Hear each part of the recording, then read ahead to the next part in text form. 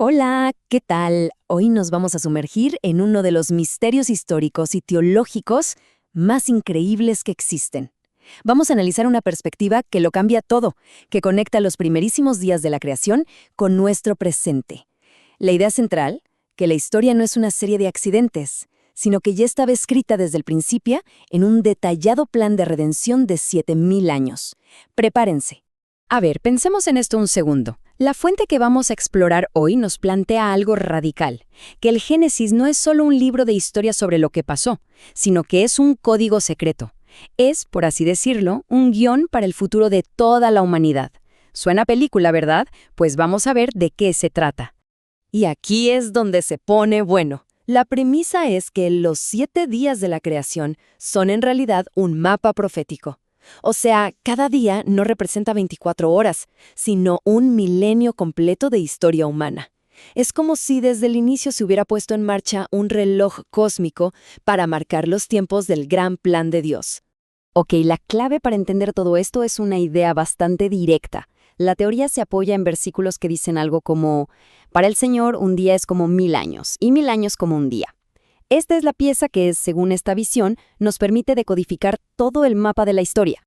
Miren esta tabla. Es fascinante cómo organiza todo. En los primeros milenios, después de la promesa de un redentor, la humanidad se desvía y llega el diluvio.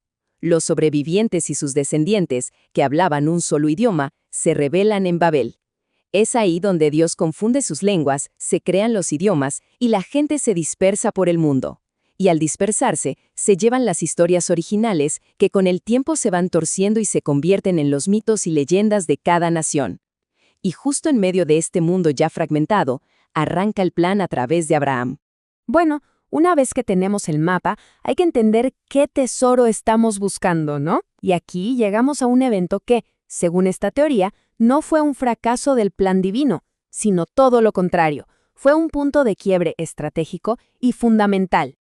Todo arranca con el rey Salomón, un rey sabio, pero que se dejó llevar por sus placeres, y su corazón se desvió.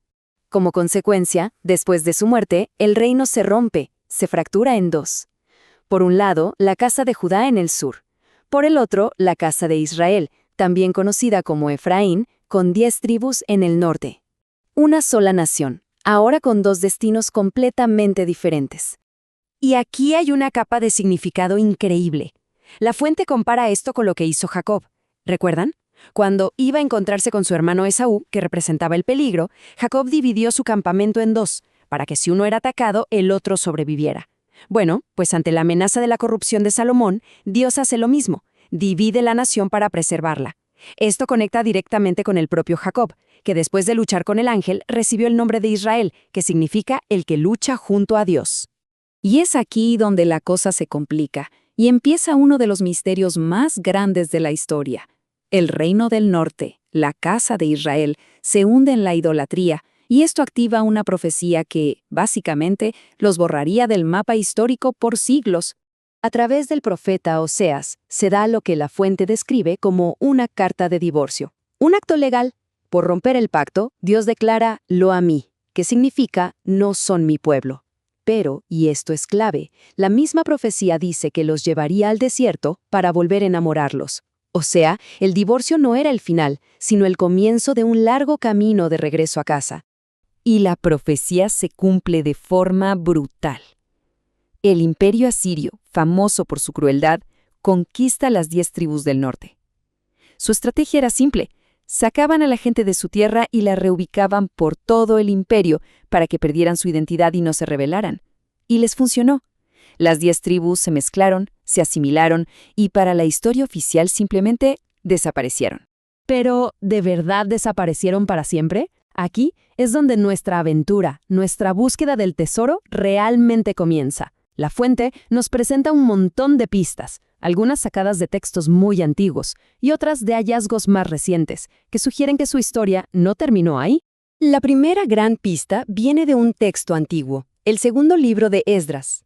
Describe una migración masiva, un viaje de año y medio a una tierra lejana y vacía llamada Arsaret. Ahora, Fíjense qué interesante. Muchos investigadores creen que Arzaret es una deformación de la frase hebrea Aretz Asheret, que significa la otra tierra. Y muchos especulan que esa otra tierra podría ser nada más y nada menos que el continente americano.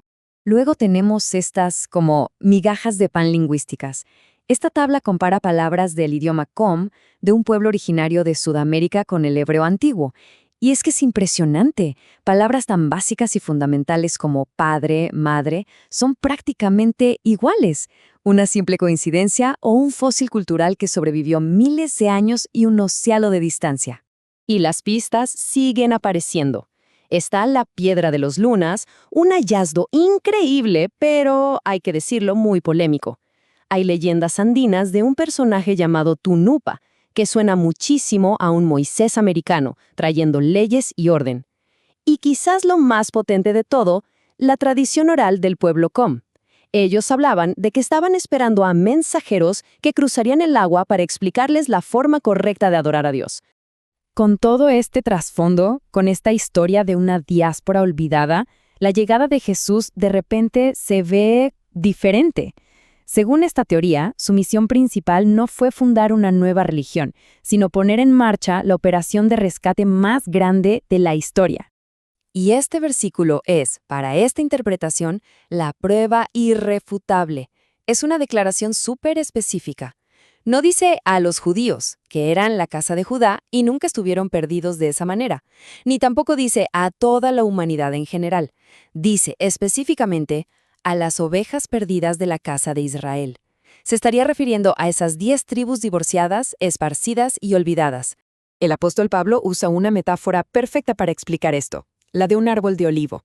Las ramas naturales que fueron cortadas por desobedientes, esa es la casa de Israel. Y las ramas de olivo silvestre, que son injertadas de nuevo en el árbol original, según esta visión, no son gente totalmente ajena, sino que son los descendientes de esas mismas ramas que, con el paso de los siglos, se asilvestraron, se gentilizaron y ahora parecen extraños, pero en el fondo pertenecen a ese mismo árbol. Y ahora, saltemos al presente. ¿Cómo se ve todo esto hoy? Pues, según esta perspectiva, la recuperación de este tesoro perdido no es algo que ya pasó, no, está sucediendo ahora mismo frente a nuestros ojos. Esto lo replantea todo. La predicación del Evangelio a nivel mundial no sería una campaña para convertir a la gente a una cultura o religión ajena, sería más bien como una llamada familiar. Es la voz del pastor buscando a sus ovejas perdidas por todo el mundo para que recuerden quiénes son y vuelvan al rebaño. Esto explica por qué cuando el mensaje llegó a lugares como las Américas, a pesar de que al principio vino mezclado con intereses imperiales, muchos nativos sintieron que era la respuesta que siempre habían estado esperando. Pero a ver, ¿cómo se reconoce a una de estas ovejas después de miles de años? La fuente propone que la identificación no es con una prueba de ADN o por el apellido, es algo espiritual. Son aquellos que, sin importar de dónde sean, escuchan el mensaje y sienten un llamado, un eco profundo, un reconocimiento instintivo. Son los que escuchan la voz de su pastor y simplemente la siguen. Y cerramos con esta pregunta, que da para pensar mucho. Si este mapa profético fuera real, si la división del reino fue una estrategia de preservación y la misión mesiánica una operación de rescate, entonces la historia de la humanidad es mucho más profunda de lo que nos han contado. Podría significar que millones de personas por todo el mundo llevan una herencia olvidada, esperando despertar. Imaginen lo que cambiaría si una gran parte de la humanidad descubriera que no son ramas ajenas, sino ramas originales que por fin están volviendo a casa.